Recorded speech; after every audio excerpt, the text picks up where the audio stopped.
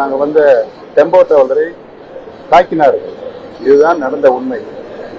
எங்களை தாக்கும் பொழுது அவர்களாவே அங்கே தலைமை கழகத்திற்கு வந்து ஆட்களை அதிகாரத்தை வைத்து உடைத்துவிட்டு எங்கள் மீது பறிபோடுகிறார்.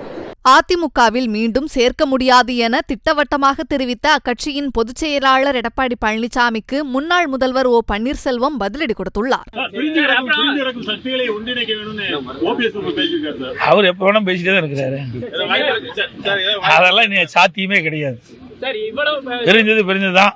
ஏன்னா பிரிஞ்சது மட்டும் இல்ல, இந்த கட்சியை எதிரிகளிட்டு அடமான வைக்கிறத எங்களால தாங்க முடியல. இன்னைக்கு அனைத்து இந்திய அண்ணா திராவிட முன்னேற்ற கழக தலைமை கட்சி அலுவலகத்தில் இவர் தலைமையில் ரவுடிகளை கூட்டிட்டு போய் அதை உடைச்சி அந்த தலைமை கழக புனிதமாக அனைத்து இந்திய அண்ணா திராவிட முன்னேற்ற கழக தொண்டனுடைய கோயிலாக இருக்கின்ற அந்த தலைமை கழகத்தை என்றைக்கு உடைத்தார்களோ அன்றைக்கே அவள் அந்த கட்சியில் இருப்பதற்கு தகுதி இல்லை. அந்த அடிப்படையில் அவள் இணைத்துக் கொள்கின்ற வாய்ப்பே கிடையாது. நிறைய பேர் இணைஞ்சிட்டு தான் இருக்கிறாங்க. பல பேர் இந்த மாவட்டத்தில் கூட பல பேர் இணைஞ்சிருக்கிறாங்க. இங்க இணைஞ்சிருக்கிறாங்க. அங்க நம்முடைய ராஜேந்திர விருதுநகர் மாவட்டத்தில் இணைஞ்சிருக்கிறாங்க. அதே மாதிரி இது திருநெல்வேலி புறநகர் மாவட்டத்தில் இணைஞ்சிருக்காங்க. தமிழகத்தில் பல்வேறு மாவட்டங்களில் இருந்து புரியுதுங்களா, பல்வேறு கட்சியிலிருந்து விலகி அதிமுகவில் சேர்த்திட்டு இருக்கிறோம். அனைத்து இந்திய அண்ணா முன்னேற்ற கழகத்தினுடைய கட்சியுடைய அலுவலகத்தை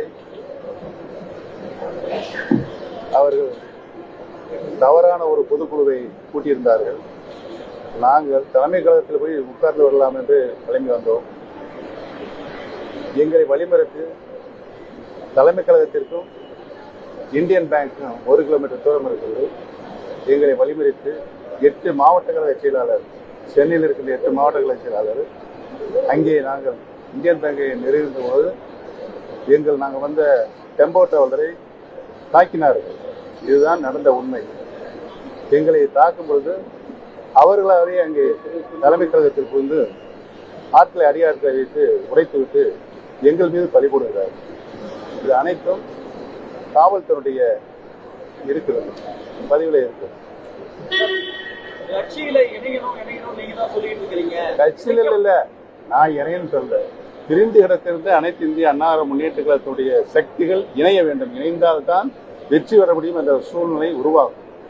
அதைத்தான் நான் திரும்ப திரும்ப சொல்லிக் கொண்டிருக்கிறேன். அவருக்கு அனைத்து இந்திய அண்ணா முன்னேற்ற கழகம் வெற்றி பெறக்கூடிய வாய்ப்புகள் எந்த காலத்திலும் இருக்கக்கூடாது என்று தன்னுடைய நடவடிக்கையை தொடர்ந்து செய்து கொண்டிருக்கிறார். ஒற்றை தலைமை வந்தால் அனைத்து தேர்தலிலும் நான் வெற்றி பெறுவேன் என்றுதான் எங்களை தலைமை கழகத்தில் பேசினாங்க. ஆள வச்சு ஒரு தேர்தலையும் வெற்றி பெற முடியல. அவராகவே பொதுச் செயலாளர் விலகிக் கொள்வதுதான் அவருக்கு மரியாதையாக இருக்கும்.